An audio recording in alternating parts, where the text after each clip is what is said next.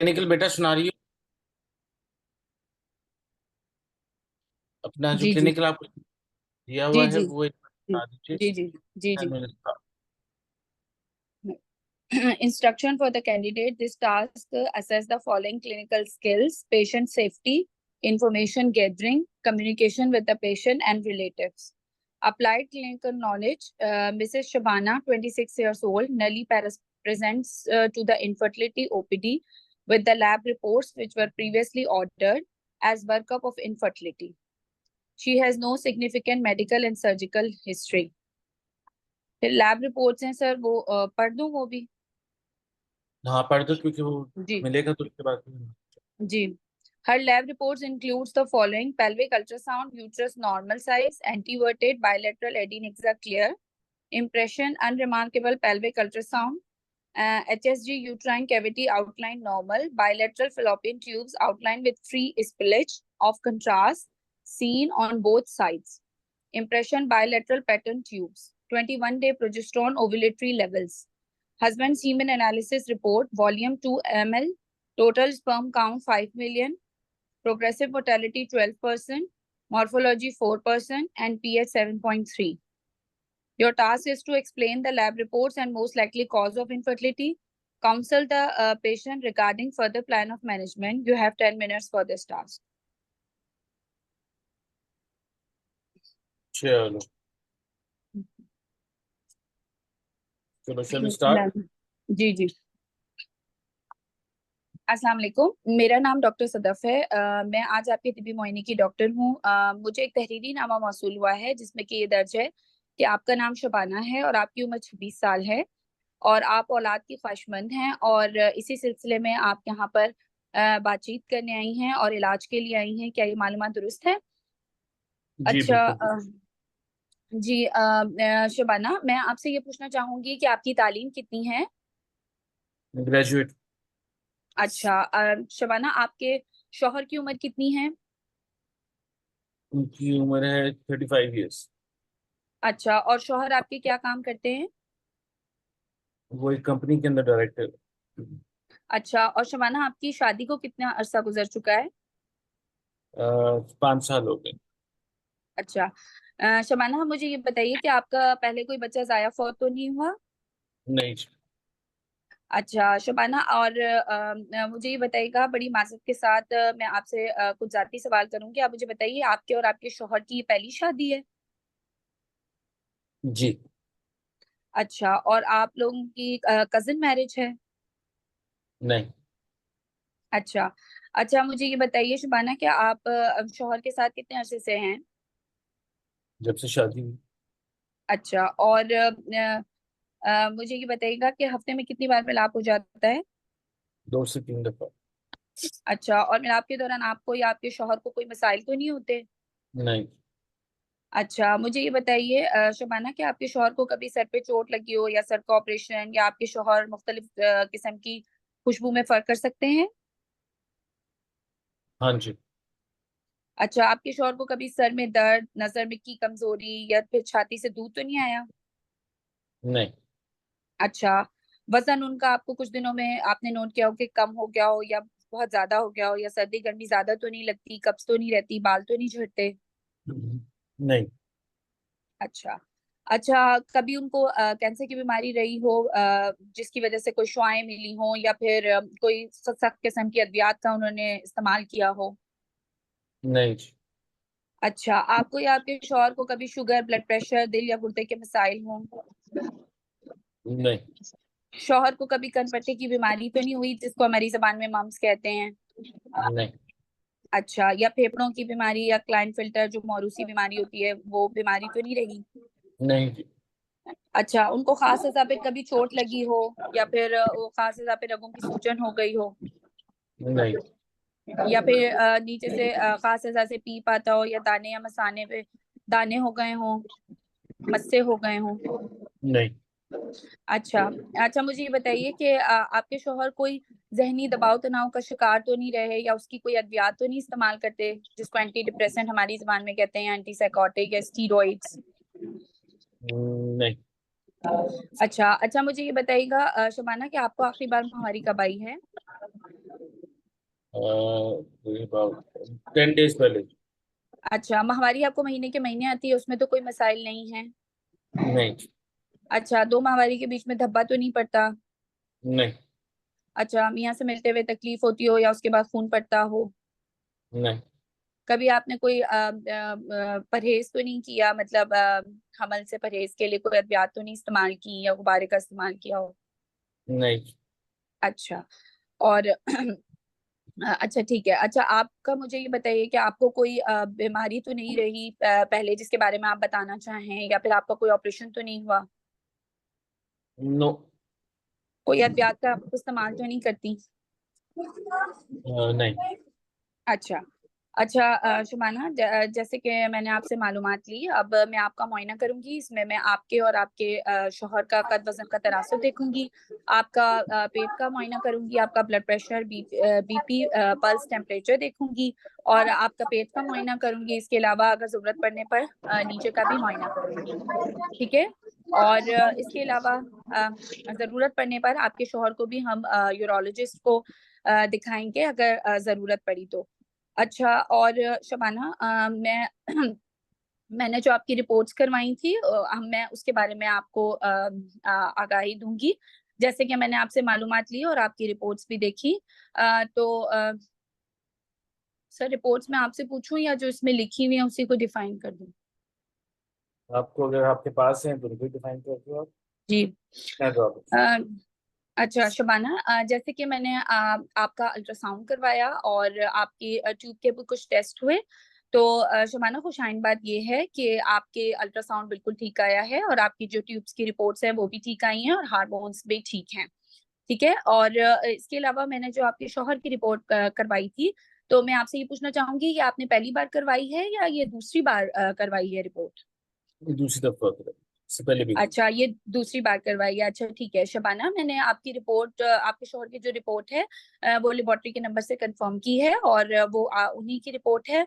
और दूसरा ये भी है कि जो है मैं ये जो रिपोर्ट आपसे डिस्कस कर रही हूँ, ये उन्हीं की इजाजत के साथ आपसे बातचीत हो रही है। ठीक है। और मैं आपको तसल्ली दिलाती हूँ शबाना कि जो भी बातचीत होगी वो आपके और मेरे दरमियान ही रहेगी। आपको समझ आ रही है शबाना मेरी बात। जी। ठीक है।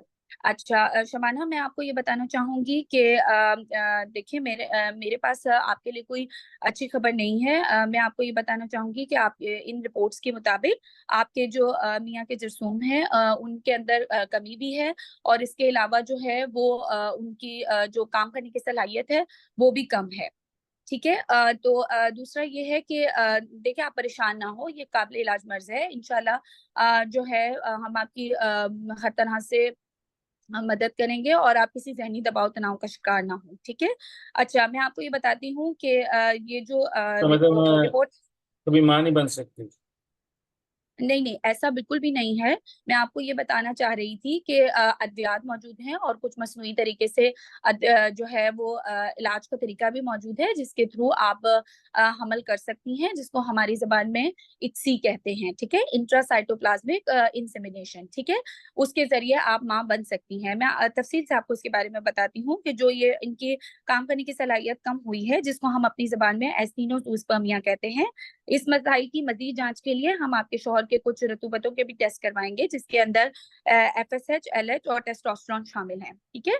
और इसके अलावा हम यूरोलॉजिस्ट को भी इन्वॉल्व करेंगे, डॉक्टरों की एक टीम हम तश्कील देंगे जिसके अंदर जो है सीनियर गायनोकोलॉजिस्ट, यूरोलॉजिस्ट शामिल होंगे, और इसके अलावा साइकेट्रिस्ट भी, ताकि उनको हम जहनी दबाव तनाव से बचा सकें।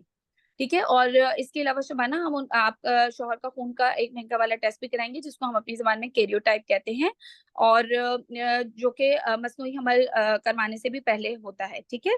अच्छा, मैं आपको ये बताती हूँ कि एस्टिनोजूस्पर्मिया एक ऐसा मर्ज है जिसमें आदमी के जो जरसूम होते हैं उनके काम करने की सलाहियत कम हो जाती है। आमतौर पे कुदरती तौर पे हमल होने के लिए जरसूमों का 32% तक जो है वो काम करना जरूरी होता है।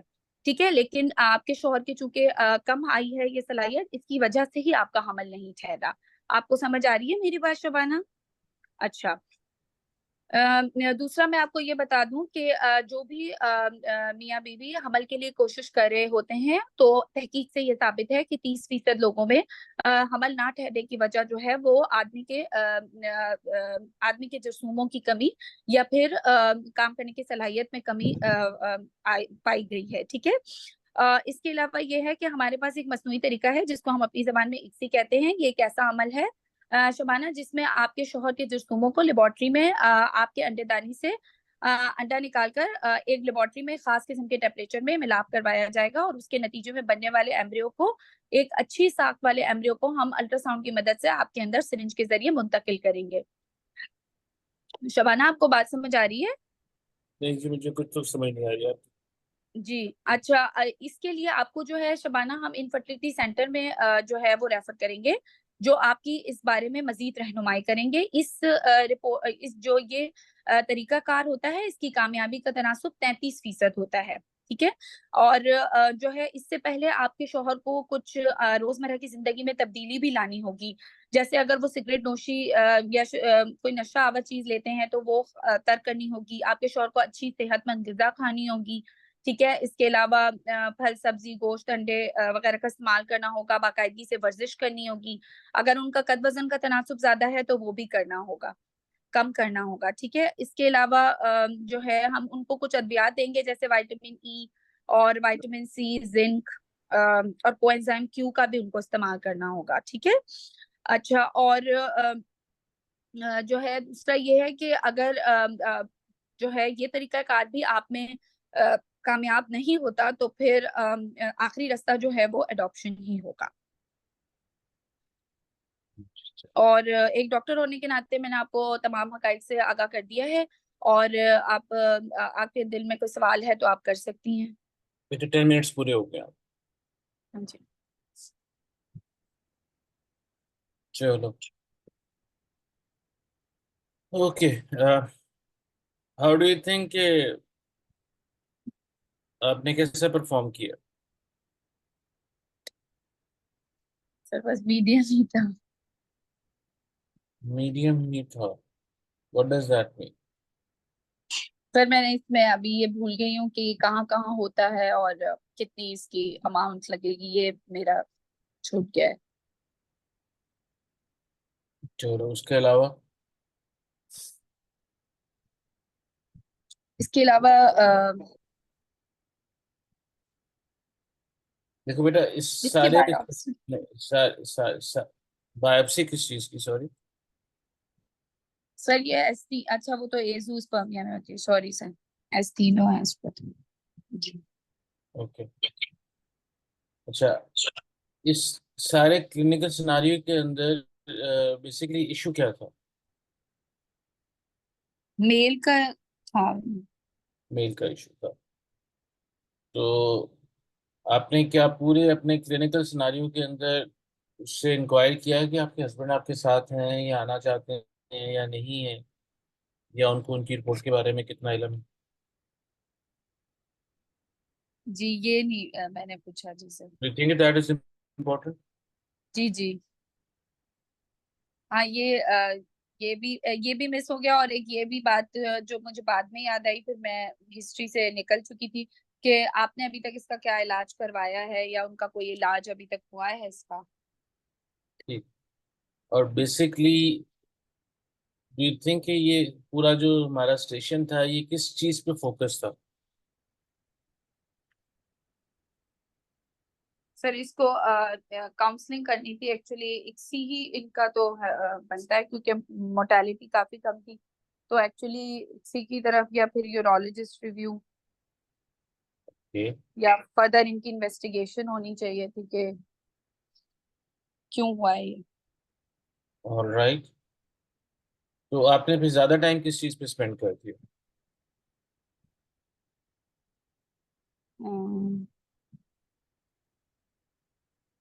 इक्सी के ऊपर। किसी पे तो आपने बात ही क्यों नहीं की? बल्कि जब हिस्ट्री आपने भी जब ज्यादा आपने प्रोलॉन्ग। जब आपने किसी की बल्कि जब बात की और आपने कहा कि आपको समझ आ रही है, मैंने आपको कहा कि नहीं, आपने फिर भी ब्रेक नहीं लगाई और फिर भी आपकी गाड़ी आगे चलती। नहीं।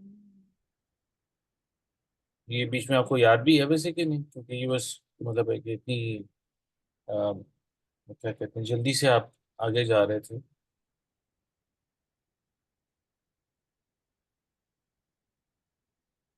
नहीं सर मुझे लगा आपने बोला है कि मुझे समझ आ रही है।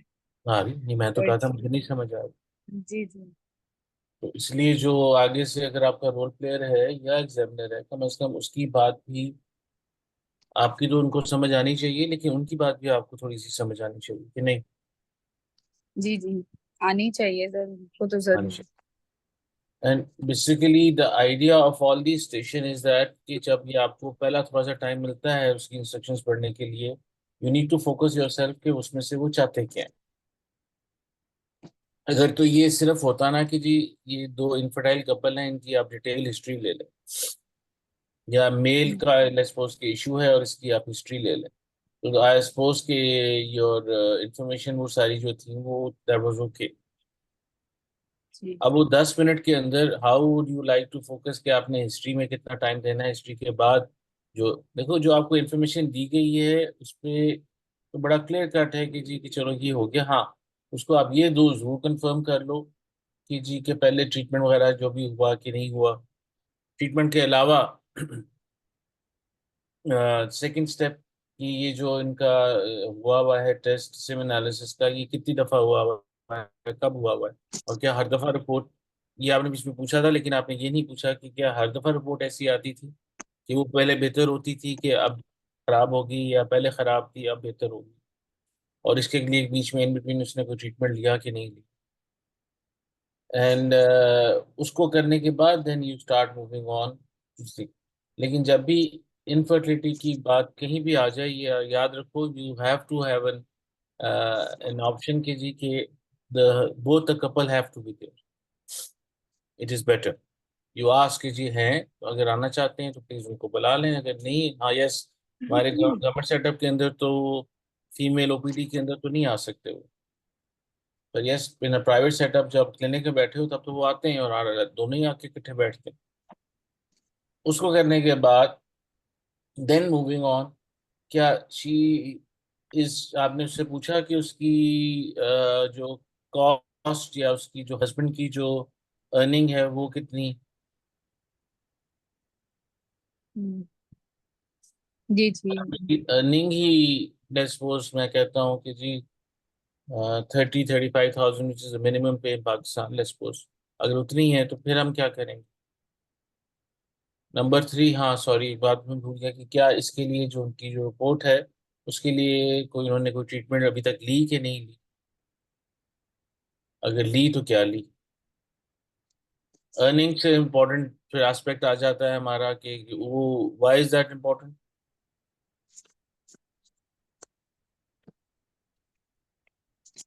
Doctor why is the income of the husband, और Sir, आपने जी because sir, it's ICSI. expensive हाँ। process. Is an expensive process, तो बिफोर यू कैन एडवाइस कि जी जी क्या करना है क्या नहीं करना, तो उस पर हम चल सकते हैं। तीसरा, इस तरह के केस के अंदर क्या ICSI is the only option,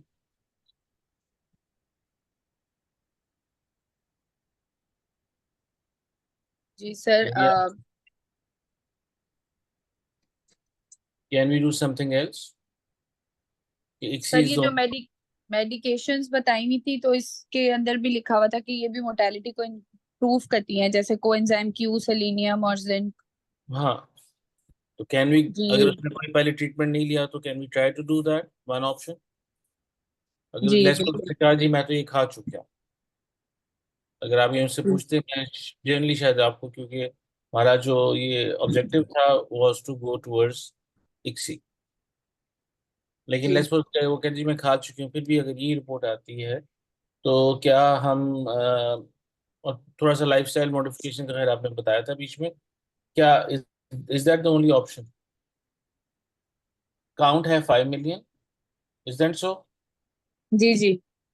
और मुझे आगे बताओ कि क्या है उसका। जी एक मिनट सर। ये, जी, ये है प्रोग्रेसिव मोटेलिटी 12%, ये 12 मॉर्फोलॉजी 4%। मॉर्फोलॉजी। मॉर्फोलॉजी ठीक है, बाकी प्रोग्रेसिव मोटेलिटी कम है वो। जरा प्रोग्रेसिव काम है। जी जी। क्या इसमें आप उसका आईयूआई कर सकते हो? सर काउंट भी कम है काफी। काउंट भी कम है। What is the minimum count जिसमें हम आईयूआई कर सकते हैं?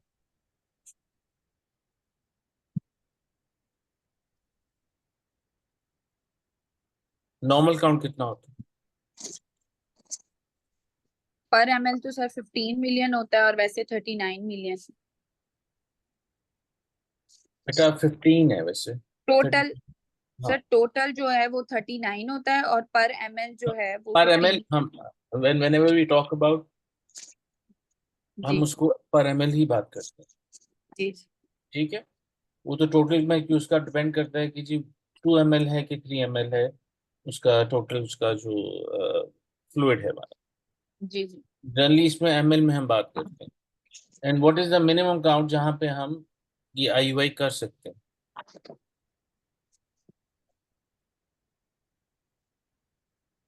It is by the book 5। मैं इस पे बात कर रहा हूँ जिसमें हम कर सकते हैं, 5 मिलियन है तक हम आईयूआई कर सकते हैं। पर जिसमें वो 5 मिलियन में हम करते हैं उसमें द आई जो आईयूआई का सक्सेस रेट है वो बहुत कम। जी। जनरल पॉपुलेशन के अंदर लेट्स सपोज कि आईयूआई का सक्सेस रेट कितना होता 16% है, 8 to 16%। है? It is between let's suppose 10 to 15%। जी जी। पर ये जो 5 मिलियन आ जाता है इस पे आप आईयूआई उसका कर सकते हो, इट इज डूएबल। पर उसमें success rate comes down to only 5%। Hmm. ठीक। जी तो जी। That is one of the options जो पेशेंट अफोर्ड ना कर सकता तो उसमें वो आप ट्राई कर सकते हो। और आईयूआई की कॉस्ट कितनी आती है?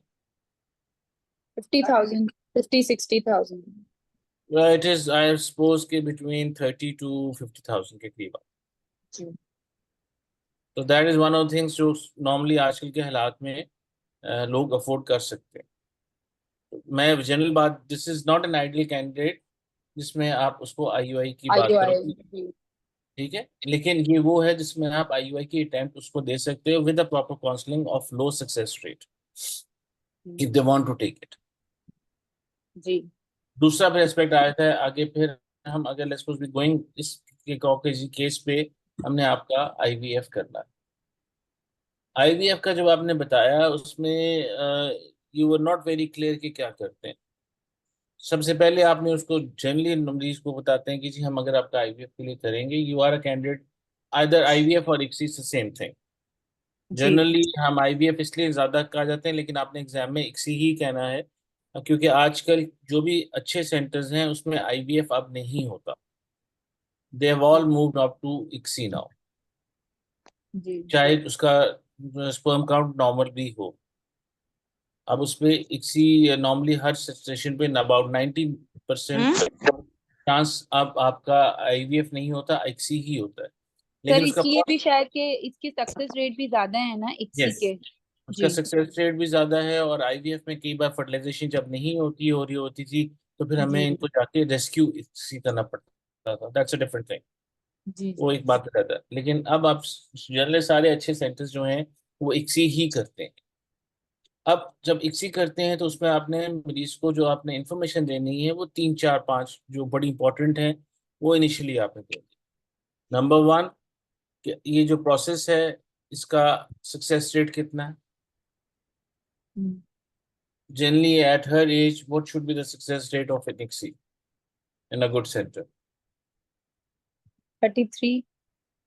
It's between 35 to 40%. ठीक।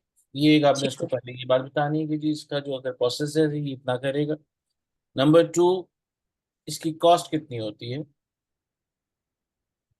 कॉस्ट इसकी सर तकरीबन 12 lakhs तक, 12 to 15 lakhs। नहीं, इट स्टार्ट्स फ्रॉम अबाउट 5 से 15 लाख तक जा सकती, डिपेंडिंग अपॉन कौन सा अपना सेंटर है। सेंटर है और उसकी कितनी कॉस्ट है।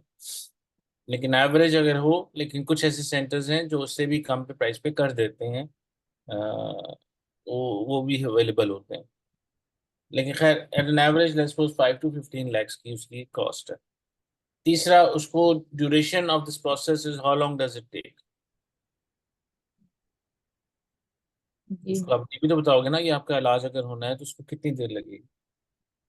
हम्म, सर 3 से 6 महीने तो लग जाते हैं इसमें।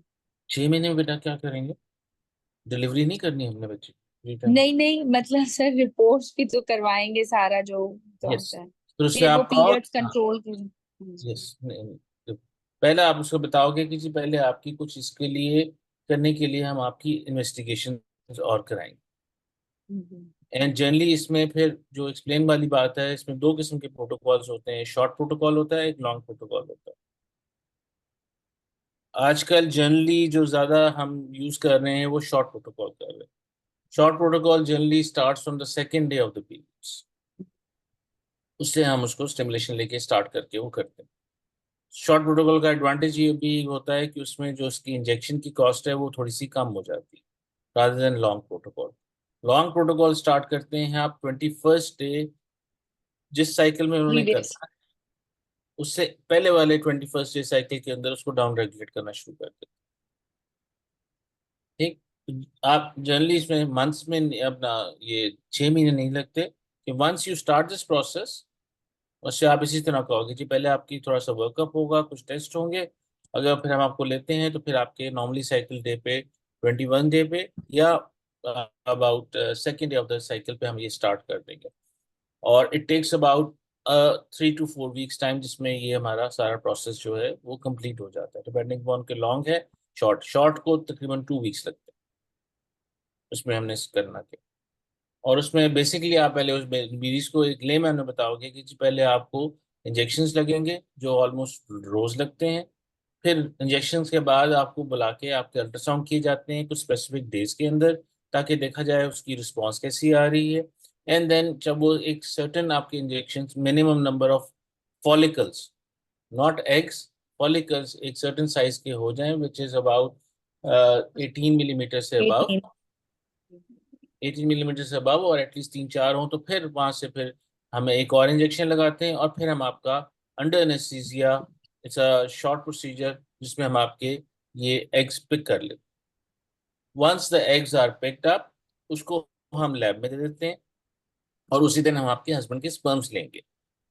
और जब से हम उस वो ले लेते हैं और जब अंदर अंडर माइक्रोस्कोप उनको देखा जाता है कि हमें कितने एग्स मिले कितने नहीं मिले और उनकी क्वालिटी कैसी थी, फिर उनको फर्टिलाइज किया जाता है आपस में आपके under special circumstances.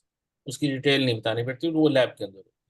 And once they are fertilize, फिर उनको ट्रांसफर बैक किया जाता है generally on the 5th day अगर फ्रेश एम्ब्रियो ट्रांसफर है।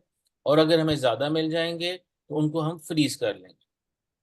आजकल ये भी पॉलिसी कई बार हो सकती है पॉसिबिलिटी कि हम सारे पहले फ्रीज कर लेते हैं और फिर हम 3 मंथ्स के बाद उसको ट्रांसफर करते हैं। उसका थोड़ा सा सक्सेस रेट और बेहतर होने का है कि जी it might even go up to 50%, लेकिन depending upon quality and number of embryos.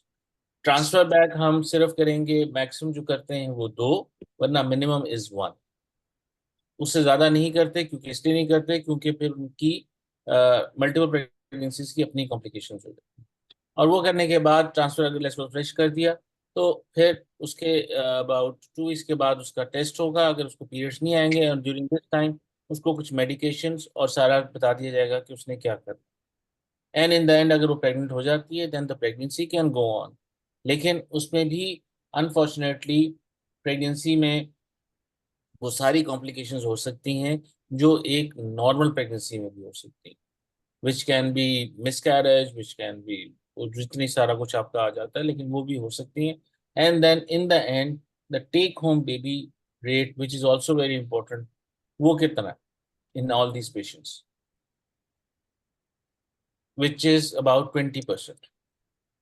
Take home baby rate में जिनके एक्चुअली सारा जो लेट्स सपोज ये 35-40% उनका प्रेगनेंसी का रेट है कि वो पॉजिटिव हो जाएंगे, और 20% फिर उनमें से चांस ऐसे हैं, ऑलमोस्ट हाफ, जो healthy baby in the and term पे डिलीवर करते हैं, और या बेबी जो घर लेके जाते हैं। और बाकी सारी जो उनके लिए होगा, जो बाकी रूटीन की एंटीनेटल केयर है वो उसी तरह रहती है। उसमें कुछ स्पेशल हमने सिर्फ कुछ मेडिकेशंस हैं जो हम ऐड करके देखते हैं, और फिर accordingly will kind of come in and do that. अब इस सारे चीज़ों को बताने के लिए वो जो नंबर थे 3 या 4 या 5, वो हमारे नहीं आए।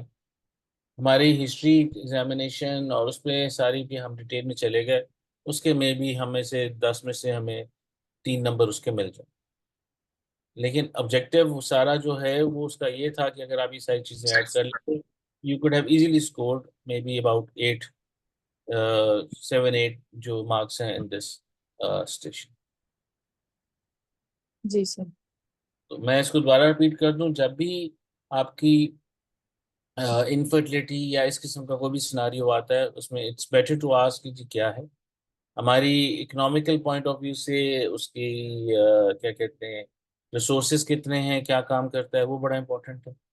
फिर उसके बाद अगला स्टेप उसके आगे कि जी पहला उसकी जो इन्वेस्टिगेशंस हैं, कुछ कई बार आपको रीचेक करनी पड़ती हैं, और उसके बाद देखने के बाद फिर then we kind of move on and so on. बाकी जितनी सारी मैंने बातें उसमें आपकी ऐड ऑन की, वो करने के बाद, लेकिन remember that we have only 10 minutes to kind of complete that. और उसके एंड में आप जरूर कहोगे कि जी ये मैंने ये टाइम की कंस्ट्रेंट की वजह से आपको जल्दी जल्दी बताया। एंड ऑफ कोर्स जो आप आजकल एक पर अपना है फिक्स काइंड ऑफ वो है, क्या कहूँगा, डायलॉग जो आज सब देते हैं कि जी हम इसके आपके ऐसी इसके लिए इंफॉर्मेशन पैम्फलेट है, ये आप ले जाइए, अपना घर जाके पढ़ लीजिए, और पढ़ने के बाद ये कांटेक्ट नंबर्स हैं, इनसे कांटेक्ट करेंगी जो स्पेशलाइज सेंटर्स हैं, जिसमें आपको ये सारी बाकी सारी इंफॉर्मेशन देके वो आपको आगे लेके चले जाए। तीसरा, किस शहर से आया हुआ है, वो भी बड़ा इंपॉर्टेंट है। जो जनरली कराची से लेसपोज आया है तो उसे कराची वाले एरियाज का कुछ बताएंगे आप। जो लाहौर का है उससे लाहौर, जो वरना लाहौर पेरिफेरी में आ जाता है, लेसपोज गुजरांवाला है, सियालकोट है, या सही पे, तो उसने कहोगे जी ये सारी फैसिलिटीज आपके शहर में तो शायद नहीं है, लेकिन ये आपके करीब क्लोजेस्ट इज दिस वन, जिसको हम समझते हैं, और जाके आप आके कराओ। इसी तरह इस्लामाबाद आ जाए, and then it will kind of completed। और फिर of course in the end you do ask जी कुछ और अगर क्वेरीज हैं, तो you can always come back next week या whenever you have time, और अपने बेहतर है कि अपने हस्बैंड को भी साथ लेके आइए।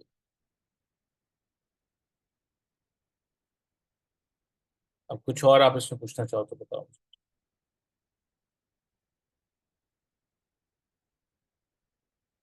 ये सब कुछ समझ आ गया?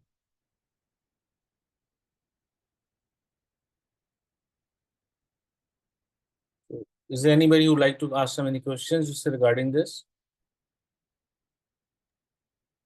ये अस्सलाम वालेकुम सर। वालेकुम सलाम। सर ये एक मैं इस रिगार्डिंग केस के मुतालिक क्वेश्चन करना चाह रहा था कि ये लॉन्ग प्रोटोकॉल और जो शॉर्ट प्रोटोकॉल है, तो जी, इसमें हम इसमें प्रेफरेंस पेशेंट की होती है या इन दोनों के सक्सेस रेट में कोई डिफरेंस है, कि अगर शॉर्ट प्रोटोकॉल ही इतना कामयाब है तो हम फिर लॉन्ग प्रोटोकॉल क्यों अडॉप्ट करते हैं? ये यार दोनों इसमें दो, सही? इसमें दो चीजें हैं which need to be careful. Number one, जब आप short protocol, sorry long protocol के अंदर आप ना डाउन रेगुलेट कर लेते हो। डाउन रेगुलेट का मतलब ये है कि you bring the ovaries and all the hormones down. उसको जब फिर आप स्टिमुलेट करते हो, वो अपने आप के अपने कंट्रोल में होता है, तो उसकी response is much much better than the short protocol. पर दो चीजें हैं, जो ओल्डर एज ग्रुप की पेशेंट्स होती हैं अबाउट 38 प्लस वाली, उसमें अगर आप बिल्कुल डाउन रोड रेगुलेट कर दो तो कई बार वो दोबारा रिस्पॉन्ड नहीं करते। एक, नंबर टू, हमें लॉन्ग प्रोटोकॉल में नॉर्मली ज्यादा नंबर ऑफ, क्योंकि वो कंट्रोल होता है उसमें रिस्पॉन्स में उसके हिसाब से बेहतर मिल जाती है।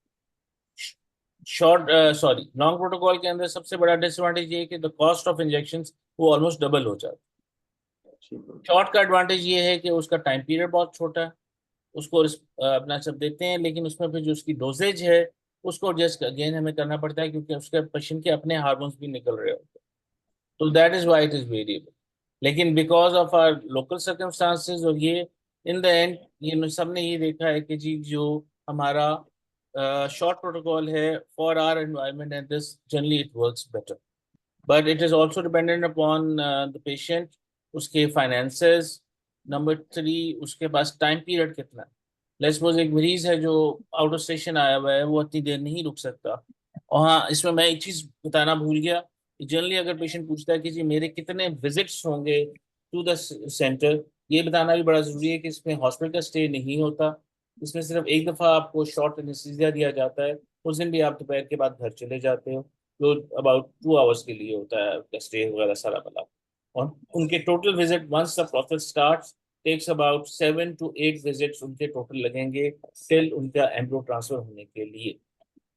एम्ब्रियो ट्रांसफर कितने फ्रीज होने हैं, कितने ट्रांसफर होने हैं, कब होने हैं, वो decision is generally depending upon the quality of embryos, the number of embryos and the embryologist who will decide कि जी कि क्या करता है। क्योंकि जब आप उनको फ्रीज करते हो, डू रिमेंबर दैट, और जब उसके बाद फ्रीज करने के बाद दोबारा उनको थॉ किया जाता है, थॉ करने के लिए उसमें अनफॉर्चुनेटली समटाइम्स कुछ वाले एम्ब्रियोज हैं वो दे डू नॉट सर्वाइव। तो ये सारी काउंसलिंग शुरू करने से इम्पोर्टेंट है। तीसरा, इस it was not part of this, लेकिन अगर उसकी पीजीटी या पीजीटी-ए करना है, दैट मीन्स की प्री जेनेटिक उसकी टेस्टिंग करनी है, तो उसमें फिर हम ये करते हैं कि जब ये एम्ब्रियो सर्टेनली अबाउट 7-8 सेल्स का बन जाता है, तो उसमें से एक सेल निकाल लिया जाता है, इसको बायोप्सी करके फिर then we send for that, और बाकी वाले जो सेल्स हैं उनको आप फ्रीज कर लेते हो। फिर जो आपने बायोप्सी ली है उसको आप भिजवाते हो लैब में, लैब वाले उस पर फिर दोबारा टेस्टिंग करके, जिसमें उसकी कैरियोटाइपिंग भी हो सकती है, और अगर कोई स्पेसिफिक ऐसी जेनेटिक डिजीज है वो भी उसमें पिकअप कर जाते हैं, और जब ये दोनों टेस्ट ऑटोमेटिकली होते हैं उसमें फिर उसका जेंडर भी सिलेक्ट हो जाता है, पता चल जाता है, सिलेक्ट नहीं होता, पता चल जाता है। तो then when you have all this information, फिर आपने उन लेट्स सपोज 5 मिले थे, आपने 5 की भिजवाए, उसमें से रिपोर्ट आ जाती है कि जी एम्ब्रियो ए में यूप्लाइड था, कोई प्रॉब्लम नहीं थी, सब कुछ ठीक था, बी में जो ट्राइसोमी 21 थी, सी में ये था, डी में ये था, तो उसमें फिर जो हेल्दी वाला एम्ब्रियो होगा सिर्फ वही आप ट्रांसफर बैक करोगे टू से, लेकिन वो फ्रोजन होते हैं, वो फिर ट्रांसफर बैक होंगे अबाउट अनदर 3 मंथ्स के सॉरी बाद, वो इसमें ऐड ऑन हो जाता है, और जब वो ऐड ऑन करते हैं तो जाहिर है उसकी फिर एक कॉस्ट सर्टन बढ़ जाती है, लेकिन उसकी भी जो कॉस्ट है तकरीबन वो डिफरेंट सेंटर्स में ये 10-15 लाख के अंदर आ जाती हो जाता है, उसके अंदर they can do that, but that PGT is only recommended for those number 1 जिनकी कोई फैमिली के अंदर कोई जेनेटिक इश्यूज चल रहे हों, नंबर 2 जिनमें पहले उनका अपना बच्चा कोई है, अपना उनका जो है बेबी पहले वाला वो एबनॉर्मल हुआ और उसका डायग्नोज हो कि जी ये फलां वाली जीन उसमें प्रॉब्लम आती है, या जब उनकी कैरियोटाइपिंग हमने की, हस्बैंड वाइफ की अगर जरूरत पड़ती है तो उसमें कोई रिसेसिव जीन ऐसी मिल जाती है जिसको आपने स्क्रीन करके उसको मेक करना है कि उसको करना है। लेकिन ये हर जीन की एक प्रूफ फर्क होती है और उसकी कॉस्ट उसके हिसाब से काफ़ी डिफरेंट हो जाती है, और फिर जो आप ट्रांसफर बैक करोगे तो आप सिर्फ वही ट्रांसफर बैक करोगे जो एक काइंड ऑफ नॉर्मल है। और इसी में उन्होंने अपने एक नई चीज ऐड भी कर दी है, जो पेशेंट आपके मल्टीपल सॉरी जो जिनकी मल्टीपल मिस कैरेजेस हैं पहले, उसके अंदर भी अगर उसमें कोई और हमें आइडेंटिफाइबल कॉज नहीं मिल रही, उसके अंदर भी ये पीजीडी करके स्क्रीन करके एम्ब्रियोस को करके वापस ट्रांसफर बैक करके इसका सक्सेस रेट बेहतर किया जा सकता है। पर इट इज काइंड ऑफ वो again the cost and everything वो श्योरिटी नहीं देता, लेकिन ये इसलिए किया जाता है क्योंकि most of the causes of early miscarriages जो हैं या ब्लाइटेड की जो हैं, अगर जाके देखा जाए तो about 80% are related to genetics. तब ये हम जेनेटिक करते हैं, इसमें जनरली 3 जो क्रोमोसोम्स हैं वो हमारे are kind of screen properly, जिसमें हमारा आता है ट्राइसोमी 21, 13 एंड 18। ये इसलिए किए जाते हैं क्योंकि 90% time these are the 3 culprits which can cause any kind of abnormality in the baby and so on. अगर किसी बच्चे में पिछले वाले में हमें पता है कि ये वाला क्रोमोसोम था तो फिर उसके अकॉर्डिंगली भी किया जा सकता है।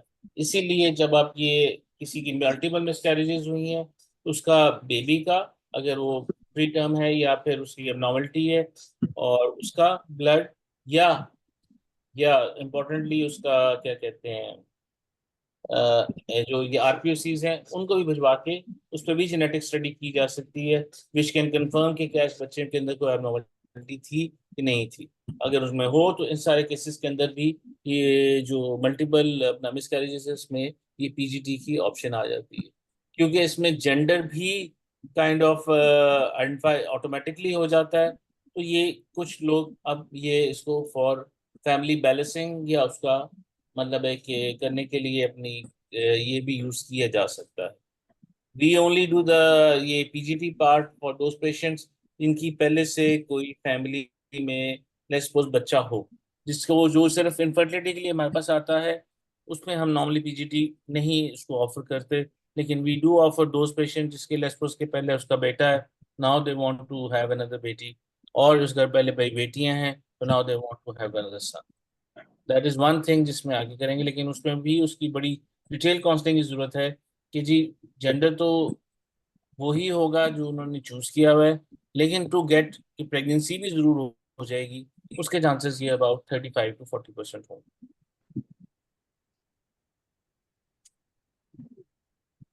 आप लोगों को समझ आई कि मैं नहीं है? नहीं, थैंक यू सर, जी जी। आपने अच्छी तरह। चलो, अगर कोई और क्वेश्चन क्वेरी है? सर अस्सलाम सर वालेकुम। वालेकुम सलाम।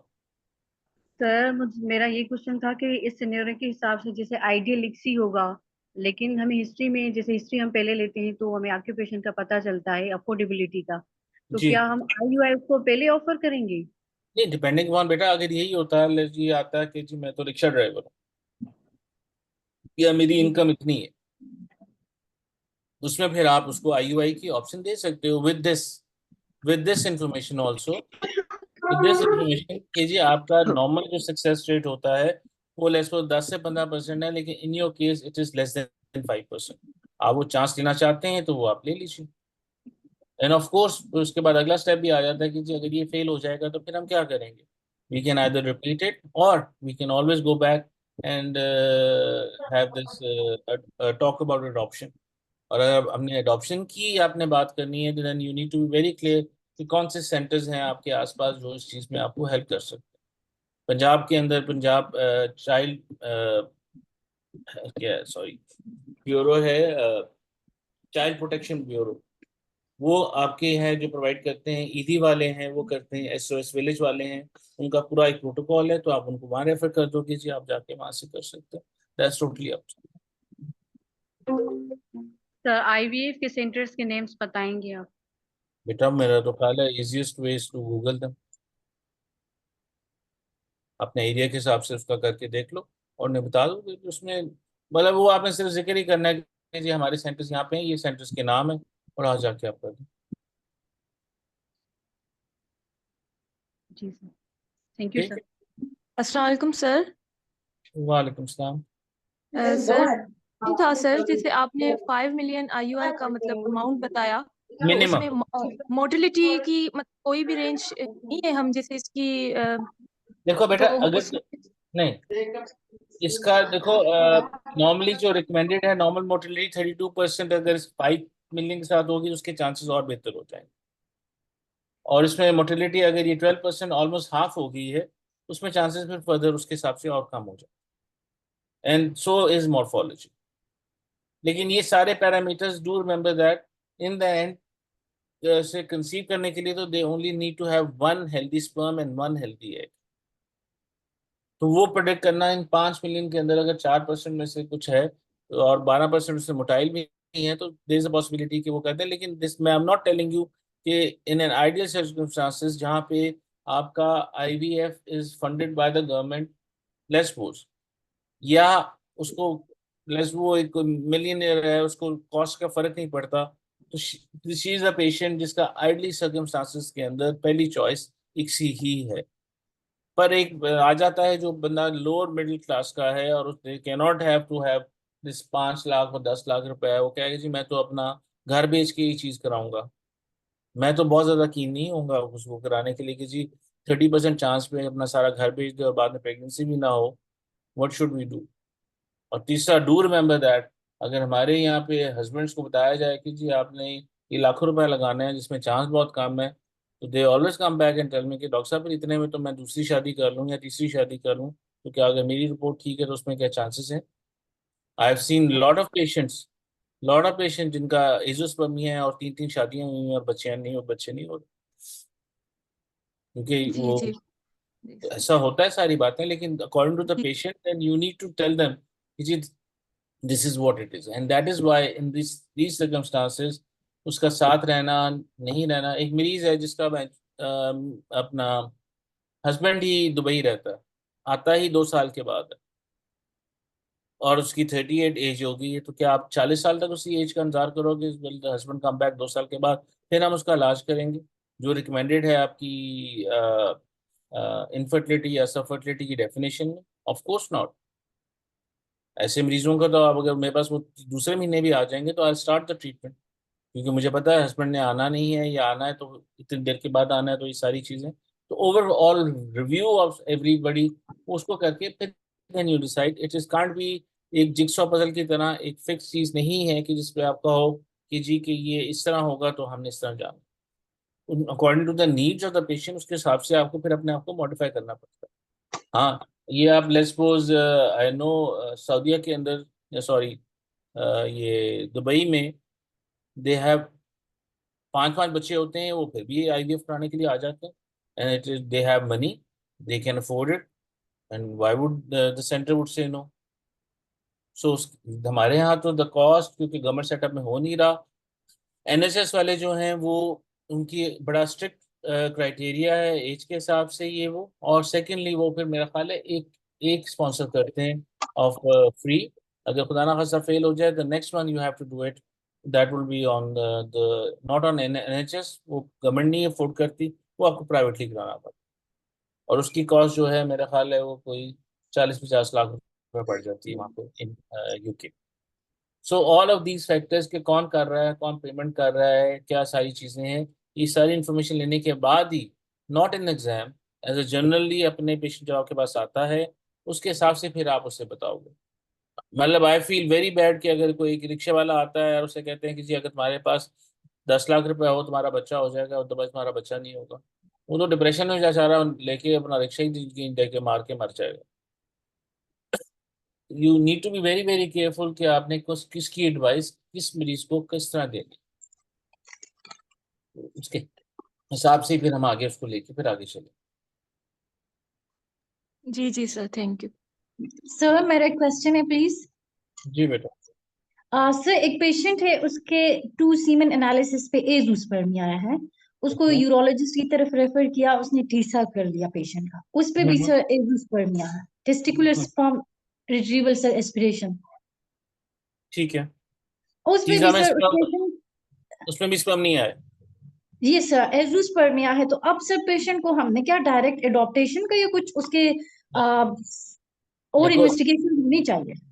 उसके बाद अगला स्टेप इसमें आ जाता है, नंबर 1 एक तो उसमें उसका एफएसएच का लेवल आपको पता होना चाहिए, एंड ओके दूसरा sir. Size of the testis.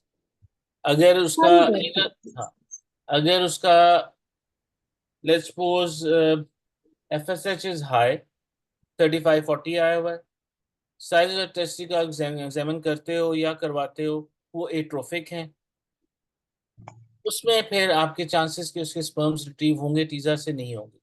टीजा की मिनिमम इंडिकेशन जो है वो FSH should be in the normal limit, it should be less than 10 और 15 मैक्सिमम, उससे कम होना चाहिए।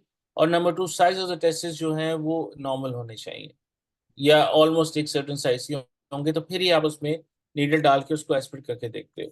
अगर लेट्स सपोज ये नॉर्मल था सारा कुछ, उसका एफएसएच भी नॉर्मल था, टेस्टिस का साइज भी नॉर्मल था, हमने टीजा किया उसमें हमें स्पर्म्स नहीं मिले, उसके बाद अगला इसका आता है, इसमें हम अगला स्टेप ये करते हैं कि उसमें माइक्रोस्कोपिक गाइडेड स्पर्म की एस्पिरेशन होती है, वो अंडर एनेस्थीसिया होती है, यूरोलॉजिस्ट करता है, जिसके अंदर वो टेस्टिस को ओपन करके माइक्रोस्कोप के नीचे उसको आइडेंटिफाई करने की कोशिश करता है कि उसको कोई हेल्दी स्पर्म मिल जाए, तो वहां से पिकअप करके उसको यूटिलाइज किया जा सकता है, पर this is done by urologist not by us.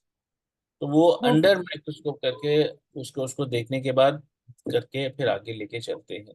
अगर उसमें भी इनको स्पर्म नहीं मिलता बाय द बुक, जब आप बात करते हो फिर उनमें बात आ जाती है कि जी they can either go for sperm donation जो पाकिस्तान में नहीं होती, या दे कैन गो फॉर अपना अडॉप्शन, अडॉप्शन की बात कर सकते, that is 2 reasons. Okay sir, thank you.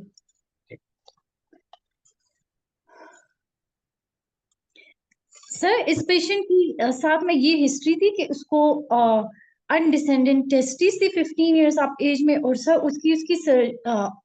उसकी सर्जरी हुई थी इसके लिए, तो क्या सर ये चीज कुछ? बेटा, जो अगर undescended testis with in first 1 year of the life के अंदर अगर उसकी सर्जरी हो जाए, नॉर्मली दे रिस्पॉन्ड वेल, और उसके बाद उसके स्पर्म काउंट ठीक रहते आफ्टर ओके 1.5 years ऑफ, क्योंकि उसकी वजह ये है the testis are suppose to be outside the body, क्योंकि उनका टेम्परेचर जो है वो फर्क है फ्रॉम द जनरल बॉडी। अगर उनका टेम्परेचर ज्यादा रहेगा तो उनका स्पर्म्स का डैमेज कर जाते हैं परमानेंट। अगर उसके 15 साल की उम्र में हुआ है तो दिस लाइकली चांसेस कि उसमें आपका जो एफएसएच भी हाई मिलेगा और टेस्टिस भी स्मॉल होंगे, और उसमें से आपको स्पर्म्स नहीं मिलेंगे। दे आर अ कैंडिडेट जिसको अगर इस तरह की हिस्ट्री होती है, उसमें फिर directly they are the one जिसमें आप उनको डोनर की, या उसको अगेन जिस तरह मैंने कहा कि जी कि आप उसका अडॉप्शन की बात उसकी पेशेंट की जिक्र करोगे। ओके और सर। इसी तरह हाँ, ये जो पहले अगर हिस्ट्री के अंदर जब इसे पूछते हो कि जानवर सेंटर की सर्जरी कब हुई, तो generally it is between 1.5 years से पहले पहले हो जानी चाहिए। Sir, hello. Ji Sir, ji what would be the effect of varicocele if the patient has varicocele बेटा, on? ये बहुत सारी डिफरेंट डॉक्यूमेंटेशन पे है, और मेरे पास काफी सारे मरीज आते हैं। It will again depend upon उसका स्पर्म काउंट, मॉर्फोलॉजी, और उसकी क्या कहते हैं मोटेलिटी। ये कई Mhm, जगह कुछ पेपर्स में रिपोर्टेड है कि जी अगर आप वेरिकोसील को ट्रीट कर देंगे तो मे बी आपकी मॉर्फोलॉजी वगैरह इंप्रूव हो जाएगी, या आपकी इसके नंबर ऑफ स्पर्म्स बेहतर हो जाएंगे। पर ये अगर इम्प्रूव भी होते हैं तो मैंने देखा है कि बहुत रेडिकली ऐसा नहीं होगा। जिसका 1% स्पर्म आ रहा है, 1 million आ रहा है, तो वो will go up to 15 million। ये जनरली 1 से 2 3 तक मैंने देखे हैं। लेकिन जब चाहे 1 है चाहे ये 3 है, ट्रीटमेंट ऑप्शन तो फिर mhm, हमारे को एक ही रहता है। तो okay, इसलिए नॉट 1, लेकिन उसको हम रेफर जरूर करते हैं। हमारे यूरोलॉजिस्ट दे डोंट डू ये वेरिकोसील की सर्जरी, मतलब अननेसेसरली आई सपोज नहीं करते। वो हमसे डिस्कस करने के बाद, क्योंकि वी हैव एन एक mhm, फैसिलिटी हमारे पास है ऑफ इक्सी, तो फिर वो कई बार हमारे पास भिजवा देते okay. हैं। Sir, in the recent exam, the examiner asked me about the patient has azoospermia, so there was no sperm count and there nothing we have found on TC. Then I told her that we can go for the donor sperm. So she started shouting, "Sir, as cases mein, what should we do?" She was देखो asking me, "Is it religiously allowed? It is allowed in Pakistan." So, देखो जब आप exam देने जाते हो England में जब बैठ के आप दोगे लेस्पोजेमा सीवी दोगे, या जब आप पाकिस्तान बैठोगे, it also depend of law of the land. उसका भी आपको इंफॉर्मेशन होनी चाहिए। जी जी। ठीक, जब आपको पता है कि in the law of land of Pakistan the donor is not allowed hmm. Legally, तो फिर वो आप यहाँ पे बैठ के एडवाइस में मेरा ख्याल है कि पेशेंट को देना इज नामुनासिब। So we should go for the adoption direct. Yes, this candidate जिसमें आपने ज्यादा बात हुई अडॉप्शन की करनी है। अडॉप्शन कहाँ से होगी, किस तरह होगी, क्या क्या प्रोसेस है। पर ये भी do remember that in the and, I don't know कि मुझे एज ए रिलीजियस पर्सन आप जाके अगर इसको सर्च करोगे, इस्लाम के अंदर अडॉप्शन का रोल नहीं है। हम्म। इन इस्लामिक कल्चर उसकी मल्टीपल उन्होंने उसकी भी रीजनिंग दी हुई है बहुत सारी। तो उसके भी इम्प्लीकेशन देखने के बाद, लेकिन एक ख्वाहिश उसकी है तो वो करो। लेकिन they are certain Islamic countries जहाँ पे डोनर स्पर्म भी होता है, डोनर एग भी होता है, and top of them is Iran. क्योंकि उनके जो रिलीजियस रिव्यूज हैं, उनके जो हैं जो सेक्ट के, उन्होंने एक फतवे लिए हुए हैं जिसकी वजह से उन्होंने उसको अलाउ किया। वो उन अपनी जगह वो भी बिल्कुल ठीक है, वो करना चाहे ना करें। हमारी अब मैं ये not talking about the exam, I am not talking about the exam, लेकिन जब आप जाके इंशाल्लाह कंसल्टेंट बनोगे और आपके पास मरीज आता है और वो आके आपसे बार बार पूछता है कि जी डॉक्टर साहब और कोई इलाज, और कोई इलाज, और कोई तरीका, और कुछ ये चीज, इसी किस्म का पेशेंट आता है, तो लेट्स सपोज ओवेरियन फेलियर में चलेगी ये पेशेंट, बच्ची जो है वो 30 years की, 35 की, और या हस्बैंड को बिल्कुल एजोस्पर्मिया हो गया है, तो फिर हमने क्या करना है, और स्पर्म्स नहीं मिल रहे। जब वो और पूछते हैं तो फिर हम मैं एज अ डॉक्टर उन्हें बता देता हूँ कि जी ये दिस इज हमारे मुल्क में, हमारी जगह पे, मेरे इल्म के मुताबिक यहाँ पे नहीं होता, लेकिन दीज आर द प्लेसेस जो पाकिस्तान से बाहर होती हैं, उसमें आप जाके जाके करा सकते हो। लेकिन मैं इन द सेम ब्रेथ अपने ये सारे मरीजों को जरूर ये कहता हूँ कि जी अगर आपने जाके डोनर का इरादा है या कराना चाहते हो, तो this information does not have to be shared with your parents, your friends, your sisters, your brothers। ये बात सिर्फ आपके हस्बैंड और वाइफ के दरम्यान में होनी चाहिए, क्योंकि कल 20 साल के बाद जब मैंने ये होते थे, ऑनेस्टली देखा, 20 साल के बाद जब इनहेरिटेंस का रॉ बन जाता है, तो रौला पड़ जाता है, तो बहुत सारे टेक्निकल लीगल इम्प्लीकेशंस आ जाते हैं। एंड जब वो आ जाएं, तो हम वो बच्चा लेके आ रहे हैं अपनी और उस बच्चे की खुशी के लिए, हम प्रॉब्लम्स में डालने के लिए लेके नहीं आ रहे। और वो बच्चा अगर 20 साल के बाद सड़क पे उसके बाकी घर वाले भेज देते हैं कि जी नहीं, you are not legally ours, तो बताओ हाउ फेयर और unfair the doctor is to do all that. I am not talking about the, इसलिए ये सारी इंफॉर्मेशन आपने बड़े आराम से पेशेंट्स को, and this is not an exam point of view जिसमें आपको मैं बता रहा हूँ, दिस इज जो एक्सपीरियंस, और आपने आके करना है। और देन वो 20 साल के बाद बच्चा आपके पास क्लिनिक में आ जाता है और कहता है कि डॉक्टर साहब आपकी वजह से मैं पैदा हुआ, ये हुआ, अब मैं सड़क पे आ गया, बताएं मेरी रिस्पॉन्सिबिलिटी कौन लेगा, व्हाट वुड यू से। सो ये सब चीज़ों को देखने के बाद, सोचने के बाद फिर ही आप एडवाइस करते हो। इसलिए मैं कह रहा हूँ कि you need to be very very careful in such cases कि what to advise and what not to advise, of implications of this. हमारा सिर्फ ये काम नहीं है कि जी हमने 10 मिनट मरीज को देखा और फारिग कर दिया, और बाद में जो उसकी इम्प्लीकेशन, आप यू जब आपकी मरीज की साथ साथ बैठी होती है, आपको बड़ा बड़ा केयरफुल हो कि अगर कोई वाइफ में कोई प्रॉब्लम आती है, तो need to explain to that very very carefully कि आप किस तरह करना चाहते हो। वरना तो सास बाहर निकलेगी, डंडा ले लेगी कि तू तो डैन है, तूने मेरी बच्चे को खराब कर दिया, तेरी वजह से मेरे खानदान आगे नहीं चलेगा, तो फलां है, टमका है, चमका। तो ये सारी छोटी छोटी चीजें हैं, लेकिन they make lot of difference जब आपने आप बैठ के प्रैक्टिस के अंदर जब जाओगे तो पता चलेगा। चलो, आई थिंक डॉक्टर शनाज की क्लास है इमरान। जी सर है। चलें, आई थिंक ये हो गया। अगर कोई और क्वेरीज हुई तो we can do this session again, क्योंकि इसमें बहुत सारी चीज़ें जो हमेशा दे ऑलवेज कम अप, पर ये सारी चीज़ें होपफुली आपको आनी तो भी चाहिए, पता भी होनी चाहिए, एंड प्रॉब्ली इंशाल्लाह आपको एग्जाम में भी और एग्जाम के बाद भी it will kind of help you out.